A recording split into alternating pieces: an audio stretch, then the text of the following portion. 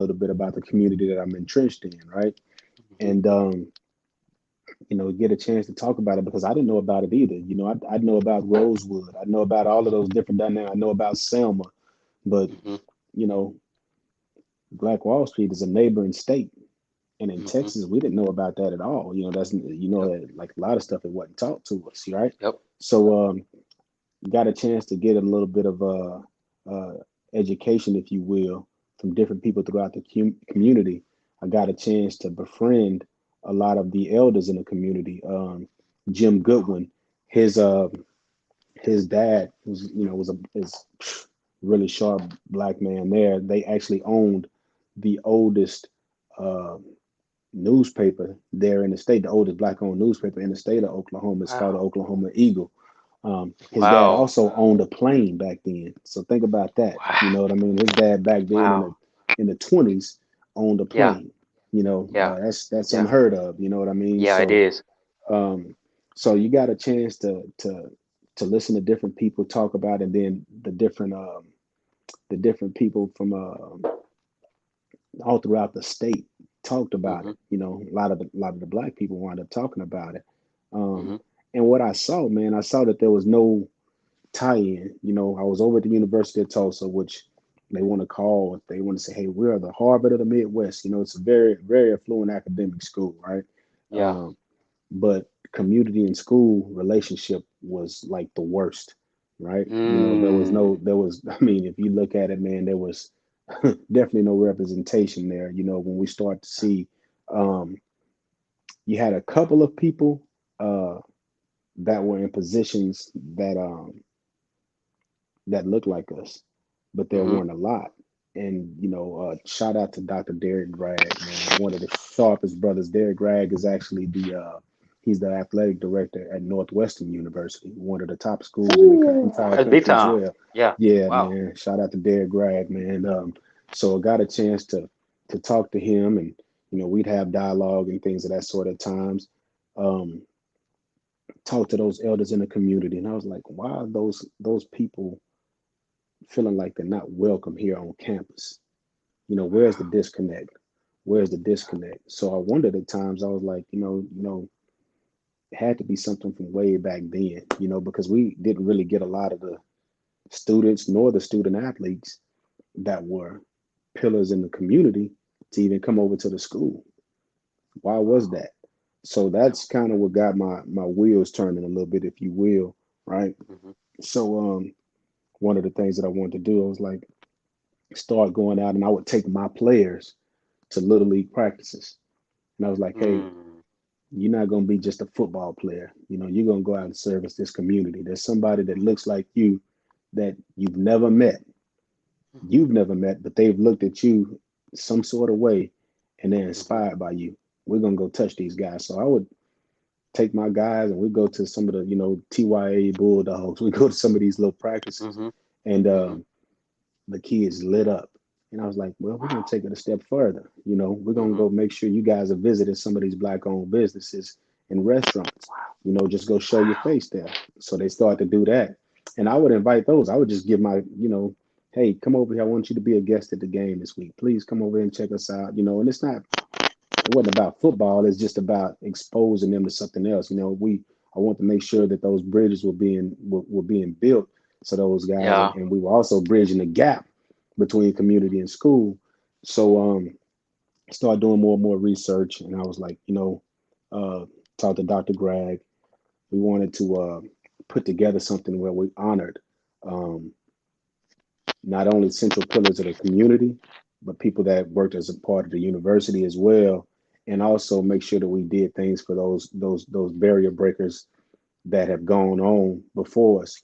So wound up naming an award, a legacy and leadership award after Dr. Derek Gragg. He's the first African American administrator there at the university. So he's got an award that's named after him that's given out annually. They play a game every year that's now called the Black. It's this game. It's called the Legacy Game that they Mhm. have. So I know the first year we wound up honoring some of the guys that broke the color barrier at the university in regards to athletics. We wound Mm-hmm. up talking about a lot of different people in academia who were really influential and instrumental in regards to some of the first professors that came onto the campus that were black. But we Mm-hmm. also made sure that we got out and we highlighted, during commercials and TV timeouts and things of that sort, that we spotlighted black-owned businesses. We brought them out on the field. We gave those little league kids tickets to the games, things of that sort. So that's something that's going on every year, and it wound up catching a lot of attention from media outlets all throughout the country. I remember Skip Bayless even said something about it. He I spotlighted it. heard. Um, a lot of different people, man, from ESPN, CNN, everybody came in and they got on board with it, man. And it's been going on since. So that's the thing that I'm more proud of than anything else because you still get a chance to talk about, and you got a chance to hear people tell their stories why they were hurt too. They got a chance to tell their stories. The university is built on, that was freedmen. That was a lot of land that was black owned, and the Wow. university is built on that. You know what I mean? So you got a chance to know so much stuff. But had I not gone out there and asked questions or done that, who's to Wow. say? You know what I mean? Wow. And those are the things that before you start to heal, you got to have those conversations. How did the wound come about anyway? Right? Yeah. That's part of the healing process. You know what I mean? Because Wow. everybody just look at the scab and the scar and like, okay, something happened. Well, you got to know what Mm-hmm. happened because that is a direct a reflection of the trauma that was inflicted or Wow. whatever happened before that. So, got a chance to address it, talk about it, and still going on. So I'm really proud. I'm proud to be a part of that legacy, man.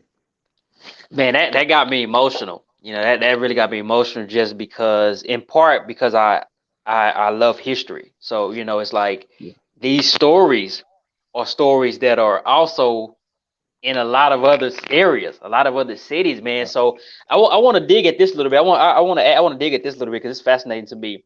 Um, Coach, now you've been at a few universities, and I'm mhm. pretty sure the answer is yes.